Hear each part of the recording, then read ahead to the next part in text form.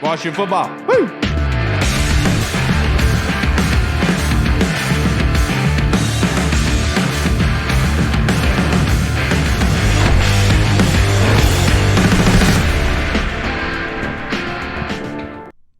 Hello, everybody, and welcome to the Burgundy Zone. I am your host, Kyle, and I am joined by my two co-hosts, Michael Hall and Michael Reed. But we are joined by very, very special guest, former Washington running back and current Director of Alumni, Mr. Tim Hightower. Mr. Hightower, thank you so much for joining us. How are you doing? Oh, man, I'm doing great. Thanks for having me. Of course, sir. And the first thing I looked up, Mr. Hightower, was that you were born in Waldorf, Maryland. So this is a two-part question for you. First one, did you grow up a Washington fan by any chance? If not, who was your favorite team? The second question, what does the team have planned for us with training camp coming up in the next couple weeks? Yeah, well, I was actually born in California, but I moved to Maryland. So Wikipedia lied to me, Tim. I'm sorry. No, it's all good, man. I spent the majority of the time in the family still in Maryland. So Maryland's is home, man. You know, my immediate family is still in Maryland. So it was hard not to be a Washington fan. You know, you drive past, you hear the song, you're listening to the radio, you're driving past FedEx Field. It's hard not to be, right? So so I definitely knew about the team and followed the team and went to some games and was excited to play for the team. I mean, it was surreal and a dream come true. And then going to Richmond, going to the University of Richmond, when I went down in 2011 and was released in 12, and then all of a sudden we started training camp back here. You know, it was personal to me. I'm like, man, I missed training camp in my backyard. So I, as well as the team, is excited to be back here in training camp in Richmond, Virginia, man. So I'm just looking forward to interacting with people and getting this thing going. So, Mr. Hightower, we are going to be there. Me and Hall are going to be there on Saturday. So what does the team kind of have planned for those 4 days that fans are allowed at training camp in Richmond? Yeah, that's a great question. So, I mean, you know, I'll quickly talk about it, but definitely, you know, WashingtonFootball.com/training camp for all the information. I mean, I think the team has done a great job of really emphasizing that fan experience. That's one thing that they really, this new leadership team has taken into consideration. And how do we engage and be intentional with every single time that you come out to a game? We try to do a little bit with the pre-draft visit or with the draft event. And so from Fan Appreciation Day to First Responders Day to Military Appreciation Day to Kids Day, I mean, there's something planned every single day. And you know, we're keeping it safe with the COVID protocols, and we're putting a lot of thought and intention in behind making sure everyone's safe. But there's something every single day, from alumni, historic alumni, to come and interact with and get autographs from, again, to somehow, you know, interacting with the players, having different vendors and stuff there. So you really got to check out WashingtonFootball.com/training camp. And there's something going on every single day. Right. So, yeah, it sounds fun. I can't wait to be down there on Saturday. And going back to your playing days, you shared a running back room with team president Jason Wright. Just want to kind of ask the question: how was it playing with him back in the day, and how is it working with him now? Man, Jason was a leader from day one. We roomed together on a away trip. So he half the time he heard me just, you know, in arguments and disagreements with family and my girlfriend, and tried to be the voice of reason, with just a level-headed just a leader, a great teammate, great locker room guy. I mean, a solid player as well. So it's no coincidence the success he has. You know, funny story. Jason, you know, we always have a team skit during training camp, and Jason's probably going to get me for telling the story. But two stories that remind me about Jason. He drove a Ford Focus, which I have nothing against a Ford Focus, but that's completely uncharacteristic for this guy was 7 years in the NFL and he's driving a Ford Focus. And guys just couldn't understand, like, dude, why are you still driving a Ford Focus? But he took pride in his Ford Focus. So very just frugal, very just kind of forward thinking. And then I remember we exchanged gifts as running backs for Christmas. And I got him a pair of these. He stopped at like Target and very economical. And so I got him a pair of Gucci loafers. And his wife thanked me after one game. She was like, "This is the nicest thing. He would never buy this, or he would never buy this for himself." So he probably still has them. He's probably worn them all of 2 or 3 times since 2009 or 10. But just always thinking about what was next, knew he wanted to get into the business and have an impact, and just a leader from day one. So man, I have a great deal of respect for that guy. Could you imagine the look on people's faces seeing Jason Wright get out of his Ford Focus wearing Gucci shoes? Hey, it probably, now that I'm thinking about it, it didn't make sense. Like, why would I wear Gucci shoes in a Ford Focus? But for me, man, look, he was my guy, and I said, Jason, we got to keep you fly. You look good, you feel good, you play good. Right. There were more important things to Jason than what he wore or what he drove, which, it proved well. Right. Yeah. Hey, I can relate to you on that one, Jason. Sometimes I will be stepping out of my Hyundai Sonata with a pair of Yeezys on. Check him now. He's fly and he's got his suits and all that. I was about to say, Jason's a sharp dresser. A little bit now. Yeah. Okay. Now, Tim, of course, you being a former player, especially here in Washington, but being a former player, how does that kind of help you in your new role as an executive, which is the Director of Alumni Relations for the Washington football team? Well, you know what? It's you have that perspective. You have a perspective. You know what it's like to be disconnected, right? I was a quote unquote hometown hero, and the next thing you know, it was a hash bin. You go from hometown. There's the fine line between all of these players that we're excited about this year. At some point, they're all going to be players of yesterday, and you're talking about somebody else.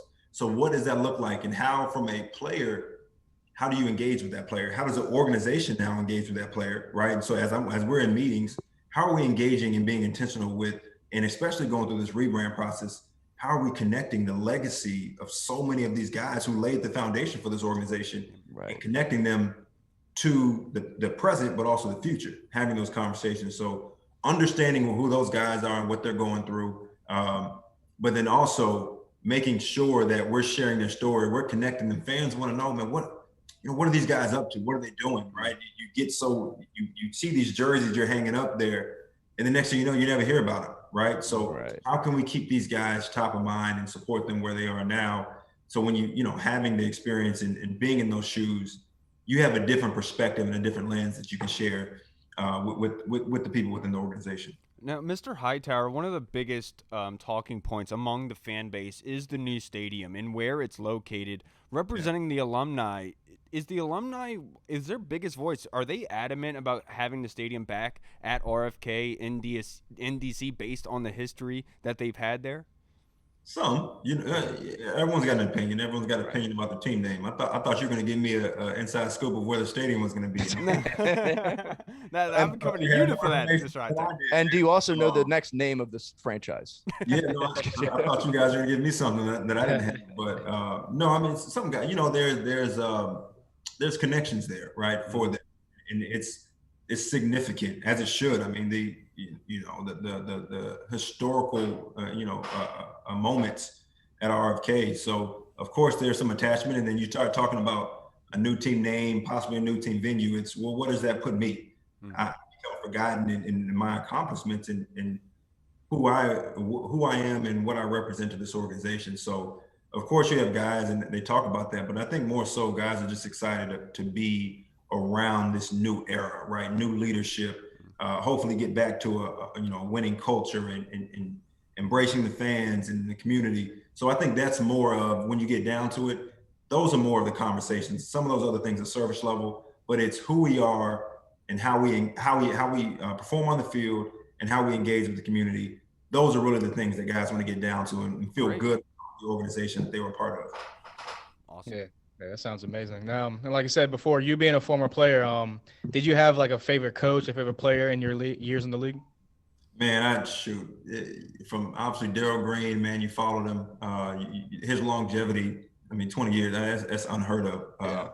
It's, so I get a chance. I've learned so much, my God, in the last 5 months. I'm on a call every single day with a guy from the 60s all the way up until 2000, Wow. George Reed in 2019, just retired. Wow. 2020, I'm sorry. But I've learned so much about the history of this game and these different perspectives from these guys, more than I did playing, right? Just you hear all these stories, right? Behind the locker room stories that they don't even, talk about. So I get a chance to really hear and engage, man. And so, but obviously I follow, again, the Darryl Greens and the Art Monks and the, knew who Doug Williams was. And the list goes on and on and on. So just so much so much history within this organization that, you know, to get a chance to be around that daily and speak with these guys, it's a privilege, man. Right. Yeah. So now I'll talk about you and your playing days a little bit, because you've had a very interesting NFL career. So first of all, you came from a small school, University of Richmond. You weren't even invited to the combine yet. You were still a 5th round pick from Arizona, and you ended up sticking around and you made a name for yourself. One thing I noticed was your first 3 seasons with Arizona, you had a bit of a fumbling issue, Tim. You know, don't say that. Don't say that word, man. I will say you completely turned it around, though. Your final 3 seasons in the NFL, you did not have one fumble. What did you call Tiki Barber? What did you do? How did you handle that? You know what? It's one of those things where that's more of a mental as more than it is a physical. You know, once it happens, it's like a shooter in basketball. You get in that slump and then you start to overthink it. Yep. And now you're not being as aggressive. You're not taking as many chances. You're being more protective. And it's the thing that you're trying so hard not to do. It happens, right? So I think it was one of those things where I never in college, you didn't think about it. Yeah. My first year in the NFL, I didn't really think about it, but it was really started that second year, and it became you become obsessed about it.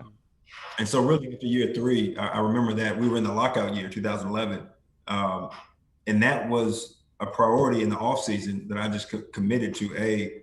I was going to do everything that I could. I literally trained with the football in my hand when I'm lifting weights. I'm doing curls and I got a football here, and my trainer just randomly is coming and trying to punch it. It was one of those things where I said, I'm going to be intentional about this, but as soon as I come to training camp, I'm not thinking about it. Love that. I'm not thinking about it. Like, I've prepared, I've trained my body as best as I can. Just instinct. But I'm going to go out there and I'm going to run aggressive. If it happens, so what? Like, I'm not scared anymore. I got to be me. And, you know, it worked out. Yeah. And speaking of being aggressive, Mr. Hightower, there is a running back on this roster right now, Antonio Gibson, a former guest of ours, a former Washington football team player, and Logan Paulson said he could kind of see Antonio Gibson having a Pro Bowl type of all-pro type of year. Even Pro Football Focus just said that they could see Antonio Gibson this year being the Christian McCaffrey of Carolina for this offense this year. Based on, how do you feel about Antonio Gibson? Are you very surprised with how far he's come as a running back with not that much experience? Yeah, I'm never surprised in this league. You know, it's typically the guys who don't get the hype, who have a lot to prove. When given an opportunity in the right situation, we've seen it time and time again in this league. So there are a lot of guys who just haven't had the opportunity, right? So no, I'm not surprised, 1. But 2, I mean, you see a guy who can do it all. He can carry the ball. He's shown that he can carry the ball 20 plus times if he needs to. He can catch out of the backfield. He stepped up on 3rd down and made some blocks. He can get it to you, in the red zone. He can put it in the end zone. He can be a reliable ball carrier and keep he can close it out in a 4-minute mode in the game. So he's shown that he's capable. And now it's that next step, because when you're the thing that I'm looking for, I'm excited to see is what happens when you are on everyone's radar, right? When people don't know about you, it's easy to creep up and they're not really game planning for you. But when you have a whole off season to really kind of analyze a team's strengths and weaknesses, you get a full season of statistics. Who are the third down guys, short yardage, red zone, and now strategically you're coming into it with a game plan to stop these guys and to take away what they do well. That is a whole another level, along with him being a leader now in that room, where he has to set the tone. The running backs are looking at him, the offense is looking at him. How is he going to set the tone? So that added pressure, does it cause him to come to another level, or does that become a challenge? And I think he rises to that occasion, but that's what I'm looking forward to seeing. Right. Yeah, I mean, I'm a big Antonio Gibson fan. I've been on that hype train since day 1 when we drafted him, so I'm excited to see what he does this season. And you mentioned how you've been talking to players all the way from the 60s up to the current, like most recent retired players. I was just wondering, do you talk to any of the current players or any of the younger players on the team? And if so, do you give them any advice as far as like being a pro and like how to maintain an NFL career? That's a great question. Unfortunately, with COVID, man, we haven't been around and the interaction with guys. But that's something that I want to do. Malcolm's doing a great job. Malcolm Black is doing a great job as player relations of building those relationships with the guys. But that's one of those things. It's like a delicate line. I remember, being a player, and you're nearing the end, and some guys don't know when it's nearing the end. you don't want any interaction with someone talking about alumni, right? Like it's let me know who I am. Don't try to push me out the door. No subtle messages. But so it's a fine line, and I understand. I get it and I respect that. But you also do, you want to connect guys with resources, whether it's other alumni, whether it's myself, because you understand that there are a few guys who can understand what that's like, what those position battles, those training camp. The off the field stuff is more challenging than the on the field stuff at times. Navigating, for a young player, navigating ticket requests and dealing with agents and hiring and firing and all these things that the off the field stuff can eventually creep into the locker room and mess with your on field productivity. So you want to kind of pass that wisdom, but you also got to be respectful of guys and understand, hey, at the end of the day, if guys want to approach, you can be around, you can make yourself available and accessible, but you also got to respect the fact that this is these guys' journey, and they got to go through it in the way that they want to go through it. Right. Yeah. So you have had some very good head coaches in your NFL career. I mean, you played for Sean Payton and Mike Shanahan. What was it like playing for those guys? And do you kind of see any similarities between them and Ron Rivera? Oh man, it's hard to. They're all different, Coach. I know they're all completely different. Yes and no. I mean, first of all, I've never played for Coach Rivera, but he's a player, and I think there's anytime someone's played the game, there's a different perspective. Yes. And for interacting with players, where it's not just all X's and O's. I think Coach Payton actually did a good job he had a system, but he knew when to let his players lead. He knew when to step back and to let Ben Watson and Drew Brees and some of those guys, Zach Strief, hey, are we into what's the pulse of the locker room right now? Right? Do we need if Drew's coming to you and say, hey coach, we need a day off, or hey, we need to take the pads off this period.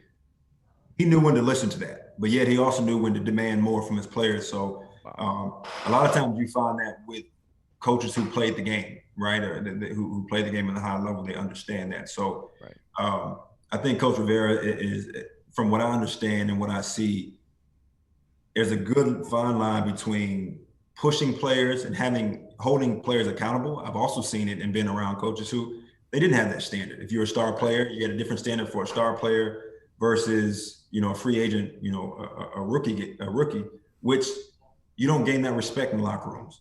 Guys don't respect that. So I think Coach Rivera's done a good job of making some tough decisions and say, hey, look, this is who we are. This is what we're going to be. This is what we're going to stand for. I'm going to hold everybody accountable, coaches and players, but then also not being so far removed where you're not relatable, where you're not listening to his Thomas Davises, and he's not listening and respecting the presence of players and veterans. So there's a fine line, and I think he's doing a tremendous job with it so far. I love it. Now, Mr. Hightower, to finish up, I have a football question for you.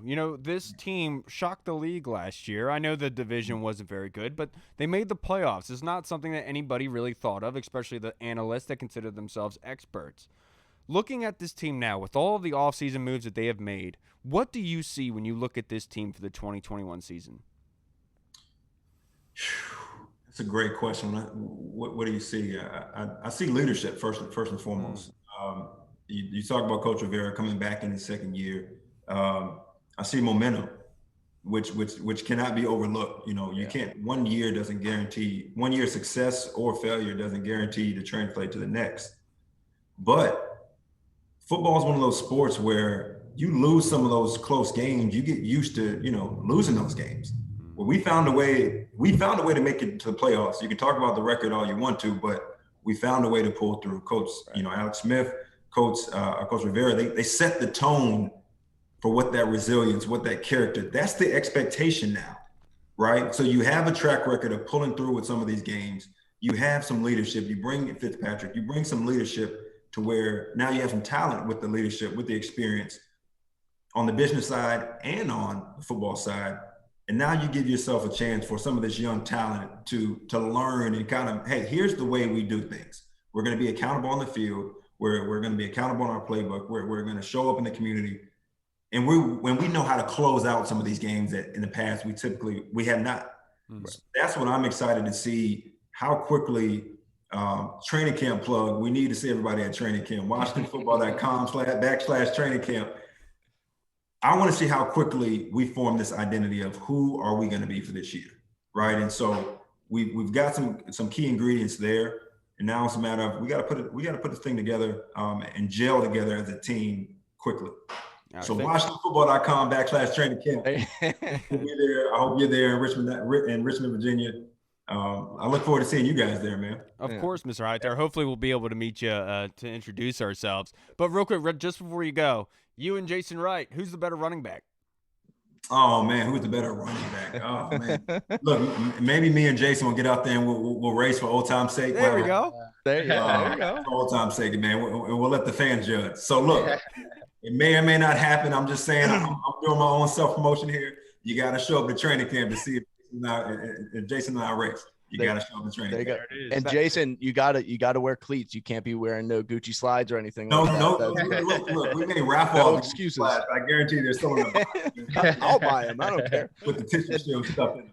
And Tim, if I could just say real fast, you are one of my all-time favorite running backs to use in Madden. In Madden 12 with Washington, you had the power, you had the speed. What's my rating, man? What was the speed? I don't even back then. I don't even remember. I think your speed rating it had to have been like an 89. Yeah, 90, it was high 80s if I can remember. Yeah, it was something like that. So it was, but you were fun because you had the power, you had good speed, and I just want to thank you for you won me a lot of Super Bowls. So thank you. 5%, man. I have 4 kids, man. So I Yeah, of course. Mr. Hightower, thank you so much for joining us. Obviously, you're a very, very busy man. Speaks a lot about you taking time out to come join us and talk about the Washington football team. Can't thank you enough. Best of luck to you, and I'll see you very, very soon, all right? See you, man. Appreciate you guys. Have a good night, Mr. Hightower. Take it easy. All right, you too. Bye. All right, everybody. We just spoke with the man, Mr. Hightower. That was cool. Yes. Oh, dude, I'm not gonna lie, that was like not even like a lot of like on the field football stuff. That was by far like one of my favorite guys. He was cool. Oh yeah, and hands down one of the best interviews too. He gives such good in-depth answers to everything. Like he really lets you know. And just so you guys know, make sure that you guys are there at training camp at WashingtonFootballTeam.com/training camp. Make sure you're at training camp too, because I'm trying to see that race between him and Jason Wright. Yeah. Dude, that'll be sick. And he's 100% right. There would be somebody that'd be willing to raffle those Gucci slides. By the way. I told you I would buy them. He only got to raffle him. Just give him the read. He'll buy. Pay whatever. Yeah. Okay. Right. All right. So let's. We're going to be joined by one of our contributing writers for the BurgundyZone.com, Colin Dunphy, to talk about his latest article that he produced for us, the Washington Warriors, not with an A, with an O, worry, as in worry. But before we get into that, let's move on to our story time, because Jesse Martin, one of the guys, fellow podcaster, I was on their pod on Tuesday, the Bleeding Burgundy pod, he kind of put on Twitter this morning that he had his dog had killed a skunk and brought it into the house, and now his house is just completely just smelling and reeking of skunk. And it reminded me of a funny story. So I wanted to ask you guys, do you guys have any funny drinking stories? Anything you want to say? Yeah, of course I forgot to. Doesn't involve a car this time, so that's a good thing. That's surprising. Mine doesn't involve poop. It does. There is another bodily function in it though, so I'll go ahead and start. So it is. I'm just gonna put him on blast. It's RJ Scuderies, one of my best friends in the world. Don't even not even just the first name. Let's go on with the last name too. Yeah. Right. So, well, there's so many Scuderies, though. You know. It's RJ's 21st birthday, and me and Britton Oliver Wooten Janney, another person we're gonna put on blast there, decided we're gonna take him out and we're gonna show him a good time because RJ turned 21 last between us three, and we go out and we're getting RJ some gross stuff. Like, I mean, they gave him a Jersey Turnpike at one time. Oh, God. That I ended up taking with them for some reason and it wasn't even my birthday. Like, I didn't have to go through that. I was just 21 and thought I was cool, I guess. I don't know. It's gross. Anyway, we get back to Britt's house and we all pass out. I end up passing out on the floor because I'm dumb. RJ passes out on the couch and I'm asleep, right? And I'm just in the middle of a nice dream, I'm assuming, and I just feel on the back of my legs a quick, and I was like, what the hell? What is that? And then I wake up and I hear splashing, and it was RJ peeing in the corner of the room on the chair that was right in the corner of me, and he was just peeing right over my legs. And I was like, RJ, what are you doing? And he goes, no, Britt said it was cool. And I was like, why would Britton say it's cool for you to pee on his chair? And he was like, I don't, and he went back to sleep. The next morning, wakes up, Britton comes out. He's like, it smells like piss in here. And I was like, that's RJ. That was all him. That was RJ. And then Britt's like, well, it kind of wasn't RJ because it was you going, oh, let's take shots. Let's take Jersey Turnpike shots. So he's like, this is kind of your fault too. And I was like, that's a valid point, I guess. So I deserve that. So I got peed on too. I'm a disgusting person. Yeah, it makes sense. Mine is definitely a drinking story. Back in my degenerate days, a while ago, we on this day, one of my best friends, my brother Matt Butler, everyone knows Butt. His family owns a farm, and on the farm, Butler. There was an outside concert going on in the middle of the summer. So they're playing, everyone's sitting outside enjoying. We drank a handle of Bacardi. We also had been drinking another bottle of Bacardi during this day. So just to give you some heads up into what it was like that day, I was even offering this like 60-year-old guy shots repeatedly. Like he was about to fight me if I didn't stop offering him shots. But so right after that, me and my buddy Hizzer, we started wrestling. And anyone knows, like, dude, when you get messed up, that's just sometimes just what dudes do, right? So when I'm done, all of a sudden they said I ran. I booked it right after we stopped wrestling. So they got into the car and they drove back to Matt's house, which is on the farm. Not long, probably about half a mile away. So I just started sprinting. And they were like, where's Kyle going? I don't know where I was going. So they ended up driving back to the house. Well, then as they pull up to the house, they park and they see me run out of the black, just straight up, just sprint, looking right past them. And I ran right by them. They were like, what? That's weird. What's Kyle doing? And I beeline for the shower. Come to find out, on my run, I had been sprayed by a skunk. Like, I don't remember much about the night. All I did was just sit in Butler's shower for like 3 hours, like came to, and Butler was like, dude, you just used up all my hot water. We're on well water. I was like, my fault, dude. But yeah, so I was ended up sprayed by a skunk. I had to throw away those clothes. Yeah. Oh yeah, dude, you can't get skunk out. And by the way, you running reminded me of that Jordan Peele movie. Why can't I remember it? Not Us, the other one, the one that came out before that. You know what I'm talking about, where he falls into the other place. He's with the white family. Get Out. Get Out, yeah. When the black spy in the middle of the night. That's exactly what it was like, dude. I didn't say anything to anybody. Yeah. Just beeline right in there. Yes, 100% that happened. Well, yeah, mine, like I said, doesn't involve a car, so that's good. It just involved me being on foot. I was probably like 18 or 19 at the time. For some reason, we thought it would be cool to like buy a big, huge handle of Seagram's gin. Well, that is cool. And it's like the middle of summer, like probably like it is now, like 100 degrees out. Just being stupid, sitting on someone's deck, like literally from like 4 in the afternoon till like 10, 11 at night, just throwing back shots, drinking the Seagram's gin. It's me and 3 other people. And so I'm just like completely wasted at this time. I'm like maybe 10 minutes down the street from my house, walking distance. So I'm walking back to my house, just like staggering up the street, staggering up the street, just made it stumbling home drunk. Get to my house, I just like flop face down on my bed, face first. I'm just laying there. At that point, the heat's caught up to me. Obviously, all the damn shots that I've taken have caught up to me. We were chasing the Seagram's gin with like Purell, like lemon. Yeah. So that was like in my chasing stomach. It with Purell, like hand sanitizer? Like 18 or 19? 2020, not 2021 Purell, like called. They want to kick your ass for that. Yeah. Because not Purell, like the what's that drink? Rubbing alcohol? Nah, it's like there's like this like Purell. Nah, I was thinking it's not Purell. It's like this drink. There was like not Gatorade, but it was like one of those like sports drinks back in the day. Oh, Powerade. Oh, okay. Well, okay. But, either way, so you weren't drinking hand sanitizer. Yeah. No. Okay, thank God, because I was like, wow, dude, you have a real alcohol problem. We need to talk about this. No, not hand sanitizer. Sorry, wrong brand name. It was some off-brand sports drink. I don't know. But anyway, it was lemon flavor. So I got like the lemon in my stomach, and I'm just like, So I'm laying in my bed, and everything's spinning at this point. I'm just like, man, I got to get up and go like throw up. I can feel it coming. But I was just like wasted, and everything was spinning so much that I couldn't really move. So I was literally just like, all right, I got to do this.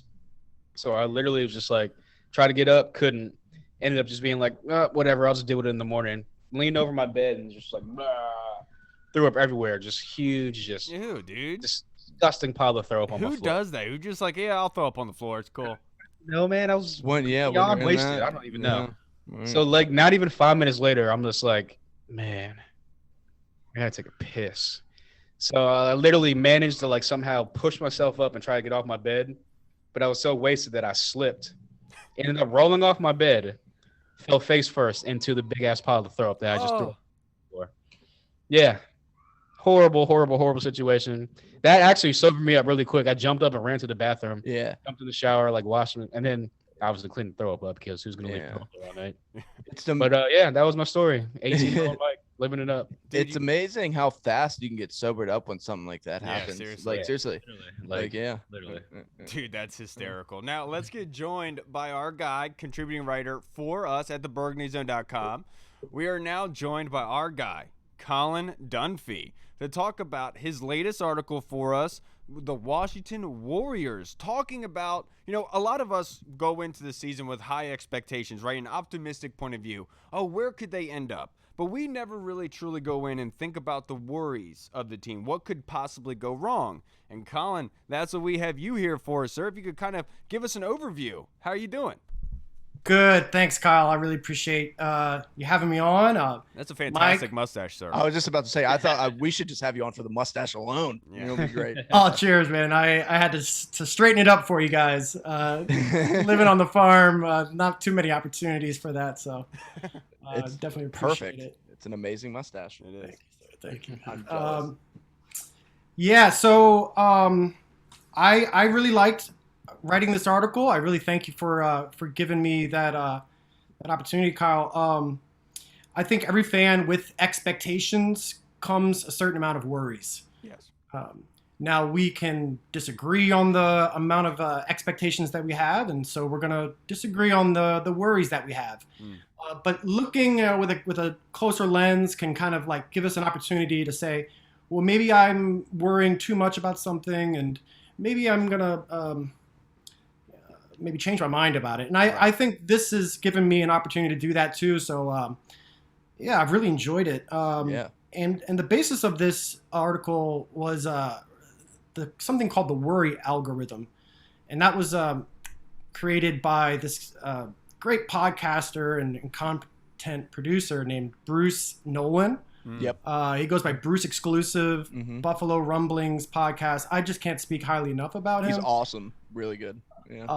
And just super supportive. So like, yeah, just reach out to the guy if you have any questions, especially with the Buffalo Nickel stuff. Anywho, Good point. He really likes it because it also gives us an opportunity to look at things, like I said, kind of from a fresh face. So first we're going to do is we're going to look at the probability of something happening, and then the impact of something happening. And we're going to score each of those things on a 1 through 4. And then we're going to multiply those numbers and we'll get a cumulative score, and then we can kind of grade them out. And I think we're going to try, I like to do this one section at a time so that we can compare our scores. And Right. I'm sure I'll probably change my mind based off of some of the things you guys bring up. Yeah, because now the first one is pass defense, if I'm not mistaken, right? Yes. Yep. Yes. Yeah. So why don't we go ahead and jump into it? The second overall pass defense is what we had last year, and it was a big part of our success. So if we can recreate that, it'd be a great step to going farther in the season. That's really difficult though. Just in general, it's very defensive performance is very variable. Yep. You think of schedules, injuries, and scheme changes just across the league. So going one by one, I thought the best thing to do would look at the free agents and say how did the team try to address these issues. And just briefly here now with the free agents, I used a guide from Over the Cap, created this. Jason Fitzgerald is the creator of that. And this free agency guide is awesome. It looks back at the past 6 years of free agency to say which free agents Love it. actually were successful deemed by the Right. team, and that's to say, okay, well, they weren't cut. Right. If they weren't cut, then it was a success. We're not now like saying, oh, this was a good free agent signing or not. That's taken out of it Okay. Right. just by looking at the contract data. So So that's really helpful, because basically it's a really subjective kind of endeavor. Yeah. So William Jackson III, he is our highest priced free agent addition, $13.5 million for 3 years. When you look at the free agency guide by Over the Cap, it shows that cornerbacks do a really good job, especially these high-priced cornerbacks that make over $10 million a year. They do meet their expectations for at least 2 years.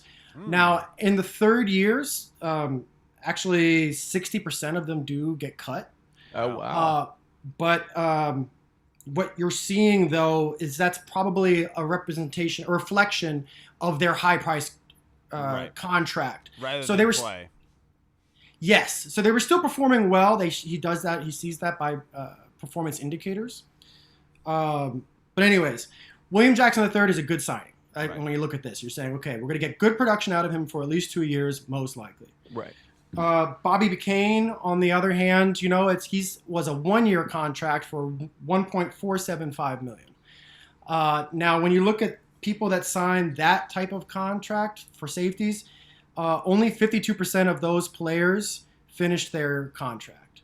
So you're looking at him as saying he's a toss-up just to even finish this year. Right. Wow. On the roster. And that would make sense. I mean, they did sign Sean Davis last year to a similar contract, and he didn't even make the 53. I was just about to say, there's a chance that, who, depending on the way things shake out, who proves himself, who doesn't, maybe he doesn't even make the 53-man roster. That's so the whole process here is basically, given this information, everybody, what do you, on the list of the worries, how high of a worry is the pass defense for you of not contributing this year, of not going forward, taking a step back? Now, should we also consider the schedule, the offenses that they're going to be playing, or is that too future-based?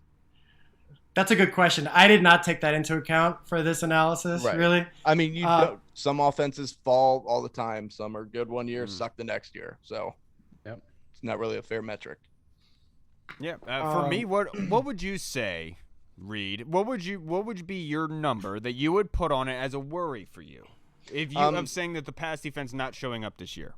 So I think that look, I was a big Ronald Darby guy. Ronald Darby led the NFL in passes defense. I thought that I was very upset when we lost him. And I remember when he signed with Denver, thinking, man, the only way that we can make up for this is if we sign William Jackson. That's the only way. And we signed him almost immediately. Love that. I think William Jackson's been an underrated cornerback in the NFL for a very long time because he doesn't get the interception numbers and he played on a bad defense over in Cincinnati. I am not too worried about it. I'm really not, especially then you look at some of the other acquisitions. We're just deep at corner with versatile guys. Our defensive pass rush should only improve. I know that we've lost some depth pieces, but I'm not worried about it. I think on a word scale, I think you had that right. I think you had it at a 2. I believe that that's right about where I'm a 1 or a 2. I'm not worried about it. I agree. I'm at a 1, just simply based on the defensive line and the pressure they're going to be able to create consistently. I think they're going to do a very good job because everyone says the best offense for a corner in a secondary is a good pass rush, and that's definitely happening. Yeah, I'm with y'all. I'm at a 1, maybe a 2 at the most, just because, like you said, we have a great defensive line, a great front seven, so that goes hand in hand with the back seven, the back 4. And also at the same time, like you said, we have a lot of versatile guys, a lot of guys that can switch in and out from corner to safety. You got a guy like William Jackson, who's a great man cover guy. That means you can send a lot more blitzes. So, I'm at a 1 or a 2. Yeah, I agree. And it looks like you, Colin, your probability was not probable. You had it at a 1, and I agree with you there. Your impact, somewhat unproblematic. I guess it has to do a lot with the defensive line and the pressure created. You gave that a 2, so the end score for that of the pass defense, that worry scale is a 2. Yeah. Now, for the run defense, what is your thought for the run defense here, Colin? Because it looks like the probability you have is a 3 for this. Can you explain why? Yeah, I thought this might be a little surprising. So just to back up, Washington was the 19th ranked run defense last year. I think it's a little surprising to some people. Yeah. Like I said, our pass defense was 2nd ranked. Some of these rankings differ amongst sites, but what you get there basically is an overall ranking in the top 5. So what you're seeing is that like pass defense is so much more important than run defense. So I'm taking that into a little count here as I get going. But I think the biggest thing they did to address this issue was adding Jamin Davis. Yes.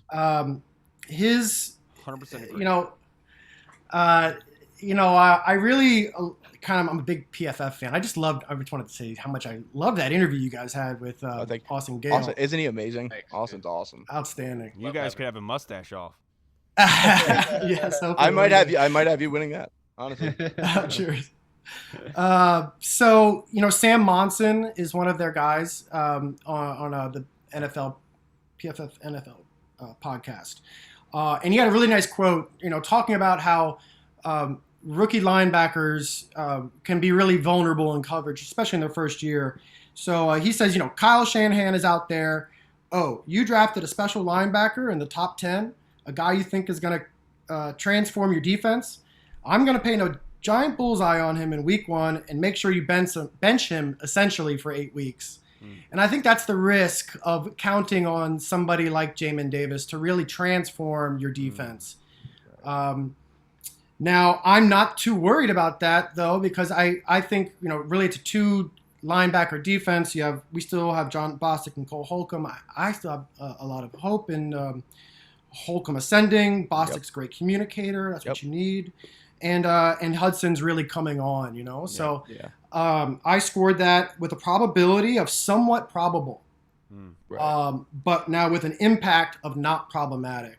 Okay. So that's 3 times 1 for a score of 3. Okay. Right. Yeah. How about you guys? I'm gonna have to kind of agree with you. Look, I think another thing that's kind of important to this is getting Matt Ioannidis back. Now, I know Matt Ioannidis is primarily a pass rusher, but that's going to allow Daron Payne to be there and specialize against the run, so he can take some of these breaks on some of these passing downs and be fresh against the run. And I really think Jamin Davis, just being the freak that he is, I mean, look, Kevin Pierre-Louis, he's an athletic linebacker. He's no Jamin Davis. I can tell you that much right now. Cole Holcomb, I agree with you. I think he ascends. I'm right where you are. I am not very worried about this run defense. I agree with the probability based on the injury factor that it could happen, either an injury happen to Cole or John, that could become a serious worry. But I will disagree on the impact. I would say it would be a 3 as well. I do believe that linebacker position is very vulnerable. And if one of those chips of the armor gets taken out, I think that it's back to what it was last year, and that was not being able to stop the run in 19th overall, like you said, Colin. Yeah, I'd probably go with 3 as well. I think Jamin Davis is not going to have like a huge impact in the first maybe quarter of the season, but I think as the season goes on, he gets more acclimated to the NFL, acclimated to the speed of the NFL, even though he's a pretty speedy guy himself. I think he'll eventually elevate to a top tier linebacker.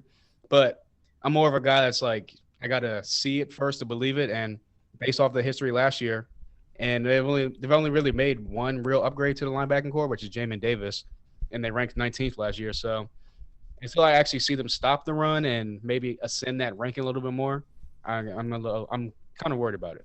I agree. And Colin, I want to save 3 and 4 for the listeners. Okay, Sure. Just because I want to say I don't want to give anything away, but there's 2 more very high numbers on this list. If you guys want to check it out, go to theburgundyzone.com. Check out Colin Dunphy's latest article for us, the Washington Warriors, which is such a great name, by the way. That was spot on. Not only that, but it's fantastic content. Yeah. This really makes you think. You really do bring up a lot of good points in this article, and you bring up things that are outside of the box. I love the scale that you use. I love the step or the different variables that you have. I love each thing that you have, and I agree with you on most of them. I think you hit the nail right on the head. Make sure you guys check it out.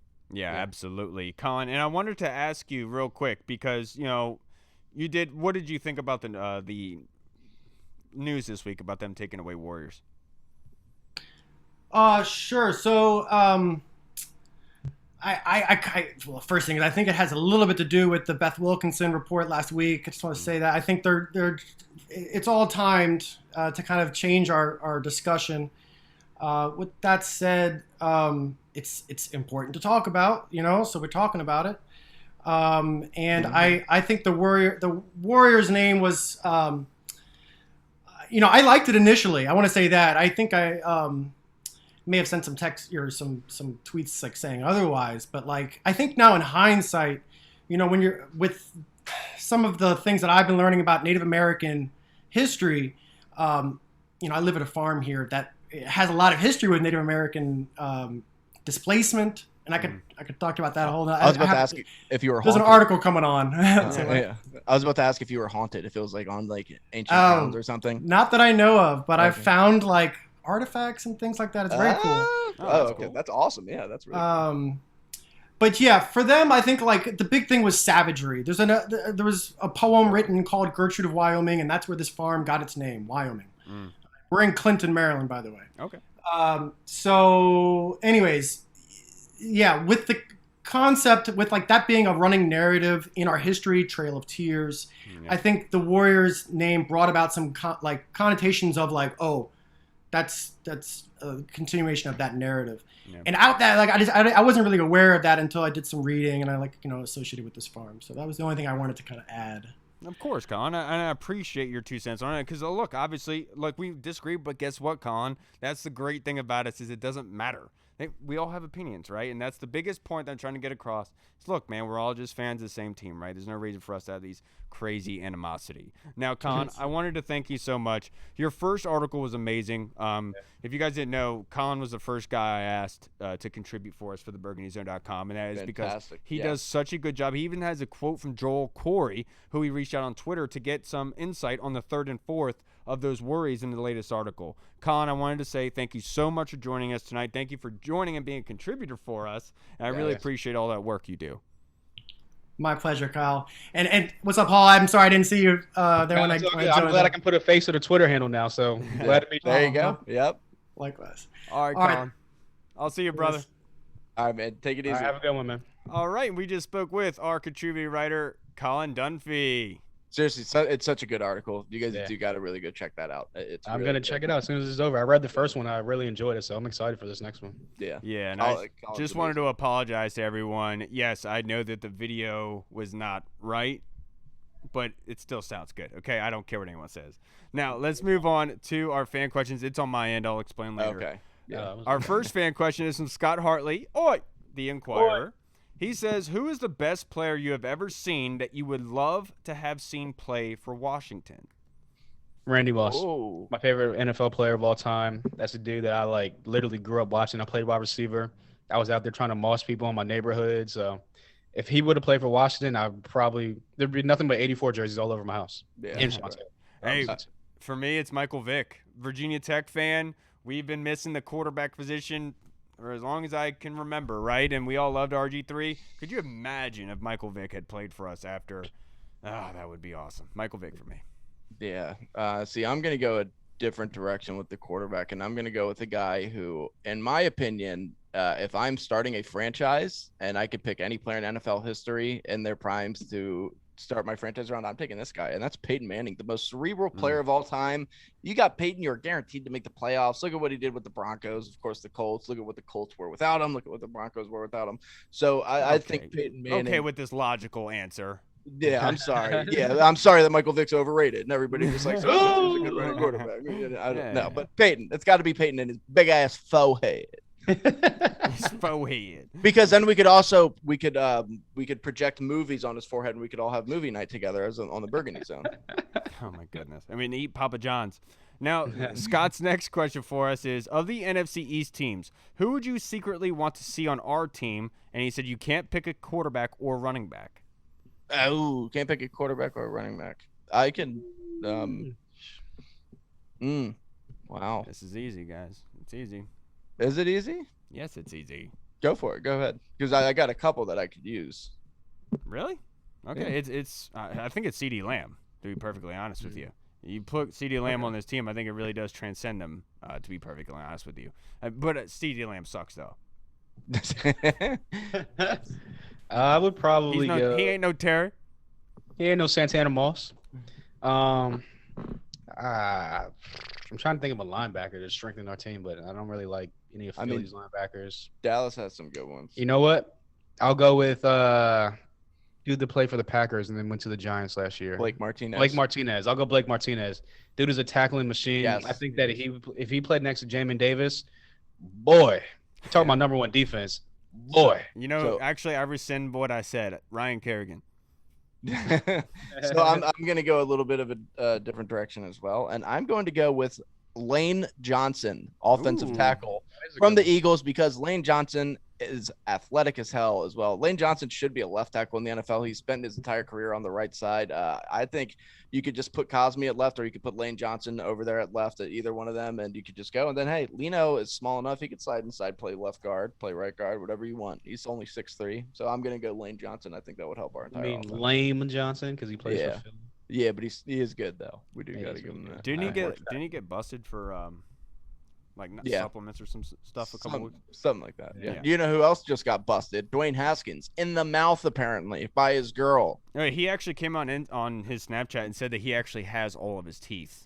So just you know what's funny though? I guarantee it's because he probably wasn't wearing his mask at a Las Vegas strip club, and that's dirty. So which honestly, what probably happened is she probably chipped his tooth, and now it's run to everyone saying that he doesn't have a tooth anymore, that she knocked a tooth out. By the way, which is usually what happens. Pretty sure the police report said it was like it was like a piece of a tooth. Or something. So by the way, this has always been like something that I've joked about, but like how embarrassing, and it shouldn't be now that we're in 2021 PC culture, but like, how embarrassing does it have to be to call the police and say that your wife is beating you, like as a man? We have a really messed up and really funny story about one of our friends with a situation like this. It's just funny, like Dwayne. His ego over the last year, Dwayne's ego has. So we have a buddy of ours who was in a relationship with a person, and they would get in domestic altercations all the time. There was one time that she like smacked him while they were driving, and his glasses flew out the window. Right. So did she say nerd afterwards? Probably, she should have. But another time, they're all hanging out up at their apartment, hanging out. His brother's there, all of the friends are there hanging out, and they get into an altercation. And she starts fighting. She starts beating the heck out of him. And so the neighbors like called the cops. The cops come, and the cops come in expecting that he was the one that was doing the beating. And they were like, wait, she's beating him? And the brother of him goes, man, that girl was beating the shit out of my brother. And it was just like one of those things that like one of those like sayings that would just clicked with the group. It was just a very funny time hearing Ryan. And the thing is, like, it shouldn't be funny because I do know that does happen. And like as a man, it was him saying it the way he did was what made it funny. Right. No, but at least like if you're a man, like it does suck because like as long as you're not a piece of shit, like you're not gonna hit him back. Like you can't do anything about it. But like it's so funny to me. I just think the image of a man walking into a police station being like, you just don't understand. Look. I know everyone's gonna sit out there and say I'm making a joke out of it, whatever. I'm not. The dude showed up to draft day with a welt on his forehead that was like the size of like a ruler. It was crazy. Oh, I forgot about that. Dude, it was like, nuts. Yeah, man. I had to drop to the hospital this morning. I was like, for what? He's like, nah, Julia almost stabbed him. I was like, no. He was like, nah, Julia stabbed him in the neck. And I was just like, what? And he's like, yeah, look at the scar. And I was just like, dog, you're crazy. Look, and everyone's going to make a joke out of it. But look, I talked to him that day at the draft day, and I said, look, man, I'm not going to say much to you, but you got to get the hell out. Yeah, like, that's the only thing. If you stay in here, it's your problem at that point. You got to get the hell out of here. Right. And I would say the same thing to Dwayne. It sucks that he's in the situation he's in, but he's in it because he's in it, and he's the only one that can take him out. Yeah. Also, we don't know what happened though. We should probably wait for details to come out. I know we're going to get allegedly on for people being like, you guys are, of course, are going to talk about Dwayne. Like, of course, it's a big story. 2, it's funny, and 3, we probably. One thing I did hear that I thought was a very, I think, intriguing argument. Somebody pronounce her last name because I have no idea how to do it. No, is that somebody brought up and said maybe that she would like kind of forced Dwayne to go to her birthday party at the hotel room, which ultimately got him axed from the team. And which would make sense, I think. Yeah, and like I said, this happened in Vegas. I guarantee Dwayne was not wearing a mask in a strip club.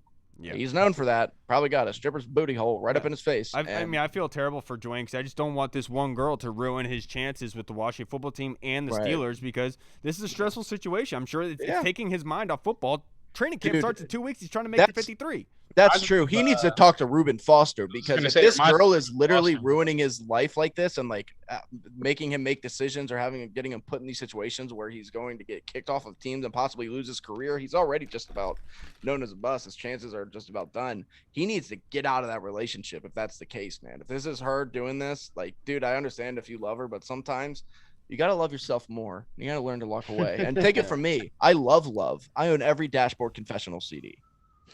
You're ridiculous. And I wanted to say prayers out to Sir Richard Sherman. I said it last night. Yes. It didn't seem like Richard. I know people are out there going to say, why are you acting like you know these players? Like, I don't. It just doesn't seem like Richard. And it sucks the situation. It sucks that his personal information got put out there on blast like that. It's a very terrible situation, both with Dwayne and Richard. It just sucks. Yeah. Nobody really benefits from it, to be honest. Now, let's finish up with our last question from Tony Shivers. Except for us, because we get to talk about it. No, our guy, Tony Shivers, he said, is this the season we finally beat stupid face Daniel Jones? Yes, 100. This is the season that we beat the younger, dumber somehow Manning brother, the one that looks like he looks like Eli. We all know that, but stupider. And he's got that big gump neck, and he's not good. He's overrated. We are going to beat him and Chase Young and Montez Sweat and Jonathan Allen, Deron Payne, Matt Ioannidis. They're going to feast on Daniel Dimes, brother. Yeah, I agree. Oh, nice. I want to say yes, and I'm like probably leaning towards yes, but I think the same thing every single year. And with the Giants, and like we haven't beat the Giants in like it's been a couple games now. It's been a nice little 5 games. It's been a nice little 5 stretch games where we should have beat them at least twice, maybe even 3 times, but somehow, some way, we just can't get it done. So I'm just gonna hope and pray that most likely we're gonna do it. But again, I'm a you got to see it to believe it type of guy. Yeah, and Daniel Jones with his stupid face. I hate Daniel Jones. I hate that face. I hate it. We always beat ourselves when we play him too. It's not even I know. It's like we beat ourselves like every single time. Every time. All right, everybody. Thank you so much for tuning in to this episode, The Alumni Army. We will be back on Tuesday. We have another lineup of great guests lined up for you guys next week. Make sure you do not miss it. But in the meantime, if you want to chat with us from now until Tuesday, join the Discord chat, the Burgundy Zone. You can find us with all the other VIP fans where we discuss stories and we just chat all day long. If you want to be VIP, come join the club, baby. Yes. All right, everybody. I'm Kyle. Paul. And I'm old dad. I'm dad. I'm a father. Thank you to everyone. Thank you, Tony Shivers. Thank you, Scott. Thank you to Tim Hightower for taking the time out and come join us. That was an awesome time. And thank you, Colin, for all your work, brother. I can't thank you enough. All right, everybody. We'll see you on Tuesday. Washington football. Hey! What's up, everyone? This is Kyle from the Burgundy Zone. We are releasing our own merch to support the show. If you want to rock the Burgundy Zone logo or you want to see Reed's face on your shirt, we got it. We're starting with t-shirts, hoodies, and zip-up. So if you're a fan of the show, make sure you snag one before they are gone. Check out the link in our bio on Instagram, or you can find the link in the description of the video. Thanks again for all your support. Until next time.